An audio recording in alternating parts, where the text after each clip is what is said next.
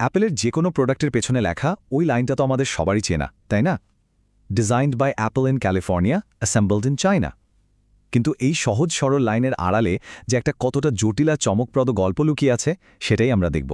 Patrick ম্যাগির বইটা আমাদের ঠিক এটাই দেখাচ্ছে যে এই সম্পর্কটা যতটা সহজ মনে হয় আসলে ততটা নয়, বরং এর পেছনে আছে এক বিশাল ক্ষমতার খেলা।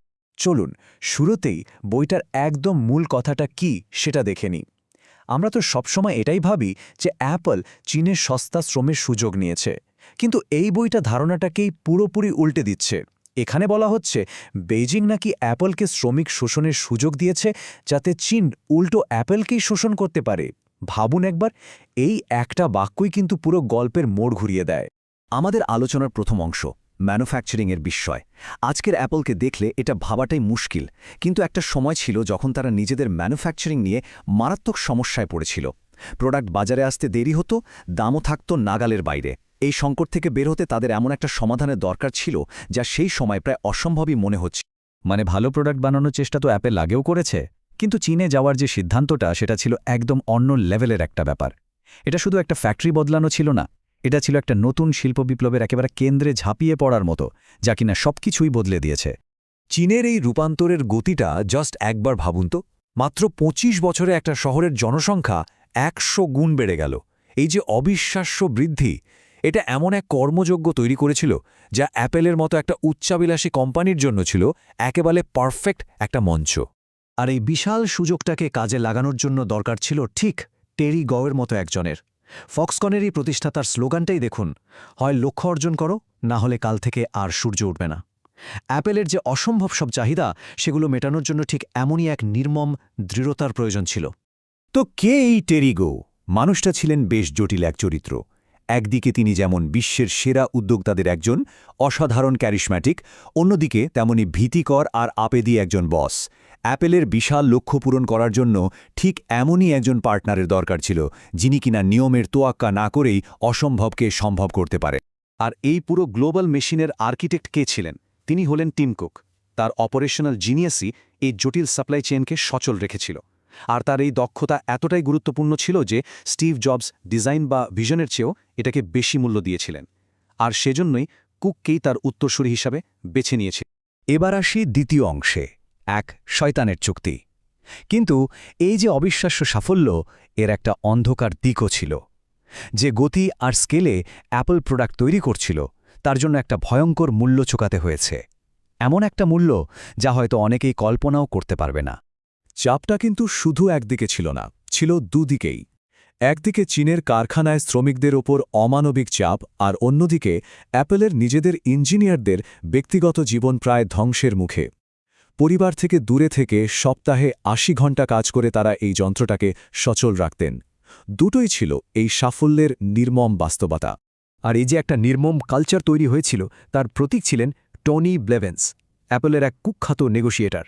তার কাজ ছিল সাপ্লায়ারদের কাছ থেকে সেরা চুক্তিটা বের করে আনা। তার দুঃস্বপ্ন কী ছিল জানেন? প্রতিপক্ষ তার চোখ এড়িয়ে কোনো একটা বিষয় নিয়ে সেলিব্রেট করছে। এই মনোভাবটাই পুরো সাপ্লাই চেইনকে চালিত করত। এবার আসছি তৃতীয় অংশে, দ্য গ্রেট ক্যাপচার। আর এখানেই গল্পটা একটা জবরদস্ত মোড় নেয়। যখন সবাই ভাবছিল অ্যাপল আসলে চীনকে ব্যবহার করছে, তখন চীন কিন্তু নীরবে পুরো খেলাটাকেই উল্টে দিচ্ছিল।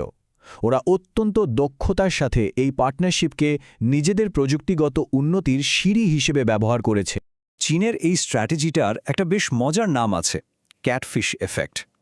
ব্যাপারটা হলো, পুকুরে অন্য মাছগুলোকে সচল আর শক্তিশালী রাখার জন্য যেমন একটা শিকারী ক্যাটফিশ ছেড়ে দেওয়া হয়, চীনও ঠিক তেমনি অ্যাপেলের মতো একটা শিকারীকে নিজেদের বাজারে এনেছিল। উদ্দেশ্য ছিল একটাই, স্থানীয় কোম্পানিগুলোকে টিকে থাকার জন্য আরও বেশি শক্তিশালী আর প্রতিযোগিতামূলক করে তোলা। আর এই ক্যাটফিশ এফেক্টের ফলাফল, সেটা ছিল এক কথায় অবিশ্বাস্য। মাত্র কয়েক বছরের ব্যবধানে চীনা স্মার্টফোন ব্র্যান্ডগুলো বিশ্ব বাজারের অর্ধেকেরও বেশি দখল করে নিল। মানে যে খেলা অ্যাপল শুরু করেছিল, সেই খেলার নিয়মই ওরা বদলে দিয়েছে। এই হিসাবটা একবার দেখুন। আইফোন কিন্তু বিশ্ববাজারের মাত্র ২০% বিক্রি করে, কিন্তু ইন্ডাস্ট্রির মোট মুনাফার ৮০%ই আসে তাদের কাছ থেকে। চীনের লক্ষ্য ঠিক এই জায়গাটাতেই, এই বিশাল মুনাফার একটা ভাগ বসানো। যদি তারা এটা করতে পারে, তাহলে তাদের লাভ যে কতটা হবে তা তো বুঝতেই পারছে। তাহলে চীনের প্লেবুকটা ঠিক কী ছিল? ওরা কিন্তু বেশ কয়েকটা কৌশলে অ্যাপেলের জ্ঞান শুষে নিয়েছে। যেমন ফক্সকন ফ্যাক্টরির গেটের বাইরে থেকেই সেরা ট্যালেন্টদের নিজেদের কোম্পানিতে নিয়ে গেছে, বাণিজ্যিক গোপনীয়তা চুরি করেছে, আর ধীরে ধীরে নিজেদের সক্ষমতা এমনভাবে তৈরি করেছে যে তারা কার্যকরভাবে অ্যাপেলকেই শোষণ করেছে। আমাদের শেষ অংশ, এক অসম্ভব পলায়ন। তাহলে এখন প্রশ্নটা হলো, অ্যাপেল যদি এই ফাঁদটা বুঝতেও পারে, ওরা কি বেরিয়ে আসতে পারবে?